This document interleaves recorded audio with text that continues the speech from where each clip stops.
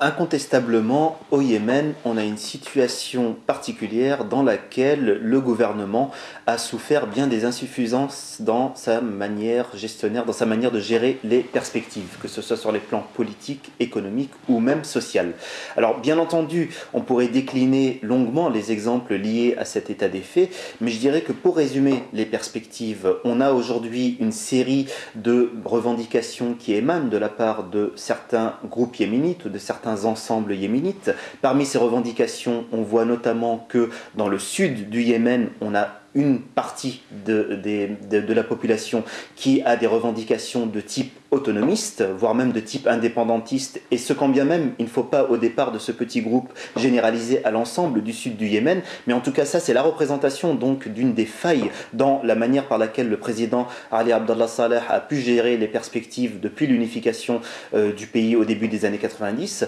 De la même manière, ce que l'on constate, c'est que ces mêmes déficits gestionnaires ont mené le gouvernement yéménite et l'armée yéménite à être confrontés à une rébellion dans le nord-ouest du pays, donc la fameuse rébellion des Houthistes, et ce sans oublier, bien entendu, l'apparition, ou du moins la réapparition de l'importance du phénomène Al-Qaïda au Yémen, et ce quand bien même ce phénomène n'est pas récent, puisqu'il nous suffit de remonter ne serait-ce qu'à l'année 2000 pour voir qu'à l'époque, on avait un navire du nom de l'USS Cole qui lui-même avait subi une attaque ou un attentat qui a été présenté comme étant lié à l'organisation Al-Qaïda. Donc tout cela pour dire que le gouvernement yéménite est effectivement devant de grandes failles gestionnaires et devant de grandes failles dans la manière pour lui de tenir les perspectives à niveau national. Et ce que l'on voit aujourd'hui, c'est que le risque Al-Qaïda lui-même met en perspective le fait que le gouvernement yéménite n'a pas réussi à bien cadrer les perspectives et à bien tenir les enjeux et les tenants et les aboutissants du Yémen jusqu'à présent. Concernant les détenus yéménites de Guantanamo, on a pu se poser la question récemment de savoir si les États-Unis allaient finalement continuer à privilégier ou même privilégier tout court le Yémen, dans le sens où on se demandait s'ils allaient renvoyer ou non des détenus vers ce pays.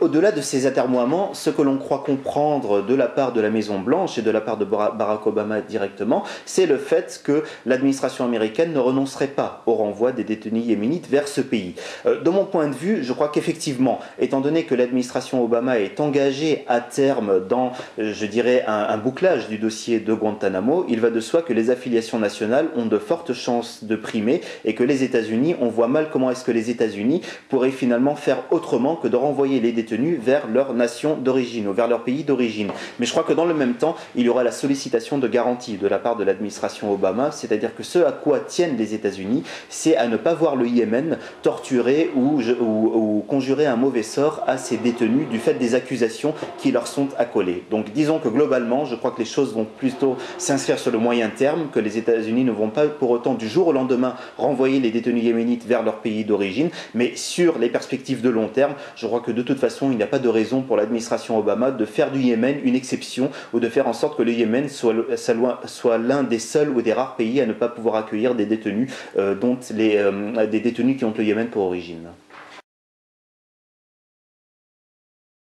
Je crois que la question de l'articulation entre les dossiers irakiens, afghano-pakistanais et yéménites se pose effectivement aujourd'hui. Et l'impression que j'ai, c'est que l'administration Obama, sous couvert de lutte contre le terrorisme, cherche à montrer que même le Yémen, qui avait été relativement délaissé de sa part jusqu'à présent, est un pays qui mérite une concentration accrue. Il ne faut pas oublier non plus que derrière le Yémen, ce que privilégient également les États-Unis, c'est la lutte contre les cellules d'Al-Qaïda présentes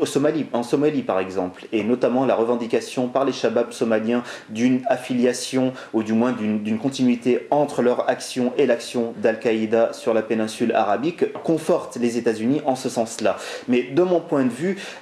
la forte impression que j'ai, c'est le fait que finalement les Américains essayent de dire ou essayent de vendre l'idée selon laquelle la donne irakienne serait en train d'être stabilisée. De même, ils veulent vendre l'idée selon laquelle le front afghano-pakistanais mérite une concentration concentration de leurs efforts, ce qui tombe en conformité avec leur annonce de renforcement des troupes présentes en Afghanistan en l'occurrence. Et parallèlement, j'ai envie de dire que l'administration Obama montre finalement qu'elle est largement en continuité avec les paramètres développés précédemment par l'administration Bush sur le plan de la lutte antiterroriste. C'est-à-dire que tout comme l'administration Bush, l'administration Obama dit « Attention, nous savons que les cellules d'Al-Qaïda ne sont pas localisées dans les seuls pays afghans et pakistanais. Il y a également matière pour nous à nous concentrer sur d'autres fronts régionaux. » Donc dans la globalité, je dirais que l'administration Obama essaye tout simplement de montrer que quand bien même il y aurait matière à contenir à terme la situation prévalant en Afghanistan et au Pakistan,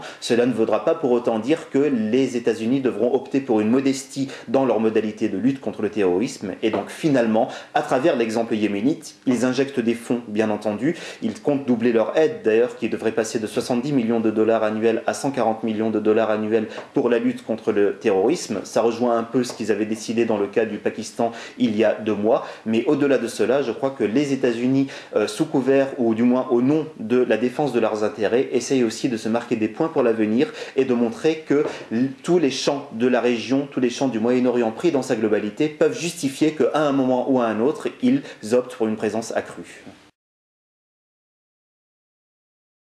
Je crois que le Yémen, sans être un pays qu'il faut exagérer sur le plan stratégique, reste quand même un pays important. Et de la stabilité du Yémen peut dépendre la stabilité d'une bonne partie des pays du Golfe, d'une bonne partie des pays de la péninsule arabique. Donc en ce sens, il est très dur de savoir quelle va être la suite des perspectives dans l'immédiat. Ce dont on peut être certain, c'est que le régime de Ali Abdallah Saleh va être conforté et va être correctement ancré dans son paysage dans les quelques années à venir, étant donné que le soutien américain, quand bien même il n'est pas physique pour l'instant, apporte quand même un couvert de légitimité, un couvert supplémentaire de légitimité au régime yéménite et au président yéménite très particulièrement. Donc en ce sens-là, je crois qu'on va avoir consécration des perspectives politiques telles qu'elles prévalent au Yémen, à moins bien entendu que l'on ait un débordement lié à des manifestations données, mais je crois peu à cette hypothèse. Au-delà de cela, je ne crois pas que le Yémen va focaliser la lutte contre Al-Qaïda ou la lutte contre le terrorisme. Je crois que ça va être un exemple fort de ces articulations liées à la lutte contre le terrorisme.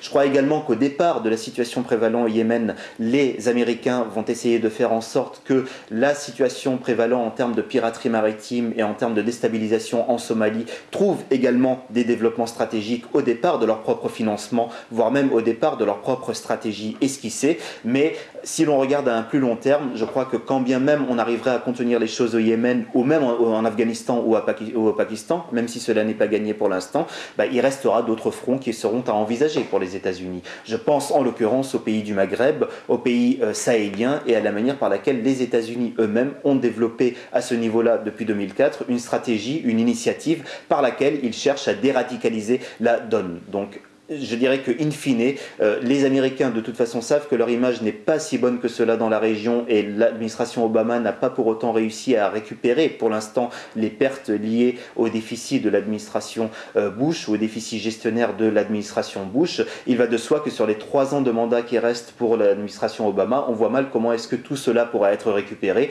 Donc dit autrement, la lutte contre le terrorisme restera d'actualité d'ici à la fin du mandat d'Obama. Reste à savoir si un pays tel que le Yémen, pour sa part, aura bénéficié d'une stratégie positive en termes de lutte contre Al-Qaïda, ce qui n'est pas gagné non plus.